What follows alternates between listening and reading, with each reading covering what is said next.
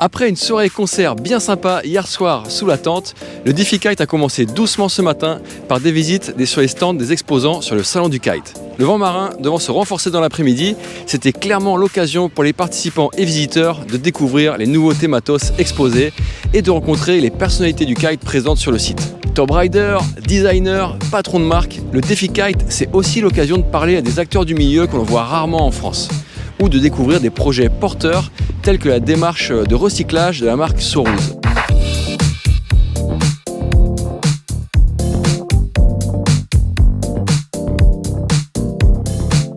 J'habite au centre de la France à Bourges et c'est l'occasion de voir un peu tout le matériel. Donc c'est pour ça que je fais un peu tous les stands, c'est sympa. C'est vrai que tous les constructeurs maintenant font du matériel qui est vachement abouti. J'ai pas encore testé le foil, donc je m'en renseigne. Le Défi Kite, c'est vraiment l'événement où il faut être sur place pour présenter du matériel à toute la communauté kitesurf, et pour nous c'est important. Et après on aime bien voir tous les exposants, ce qui se fait de nouveau et voir si on change de matos. Et on voit aussi les compétitions, c'est beau à voir.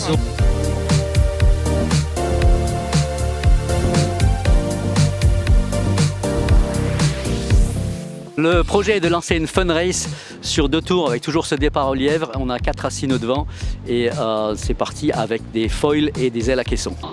2, 1, top!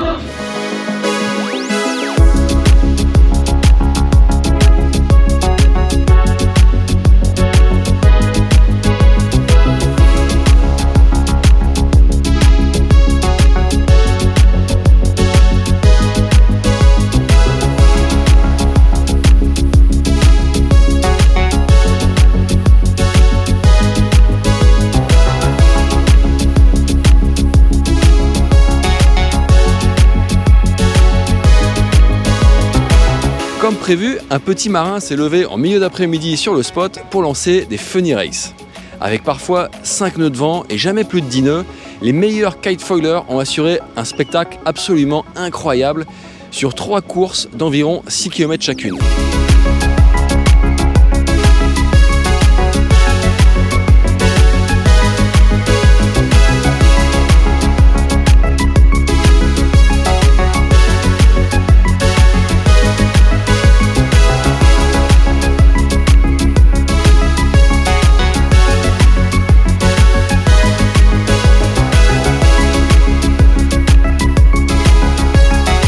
Avec des pointes de vitesse hallucinantes au-dessus des 30 nœuds, Théo de Ramcourt a remporté les 3 courses devant Arthur Mathieu et une trentaine d'experts du foil capables de naviguer dans un vent si léger. Gros coup de chapeau à Lauriane Nolo qui a une nouvelle fois impressionné en terminant plusieurs fois 3e et en mettant du coup beaucoup de garçons à l'amende. 5-8 nœuds de vent, il y a des mecs qui arrivent à naviguer, peut-être un jour ça m'arrivera.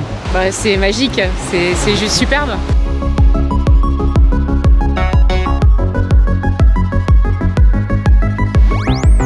Une bonne journée de Défi Kite se termine forcément par un apéro en musique, ponctué de présentations de nouveautés matos sur scène et de lots tirés au sort parmi les participants. Demain, la prévision météo est encore calme, mais la tramontane est prévue pour lundi. De là à espérer une arrivée anticipée surprise du vent de pays, on a le droit de rêver. D'ici là, la dernière soirée du Défi Kite sera rythmée par Los Rascas, Electric Octopus et Alex Squid. Et moi, je vous donne rendez-vous demain pour le 3e et dernier jour de ce Défi Kite 2022.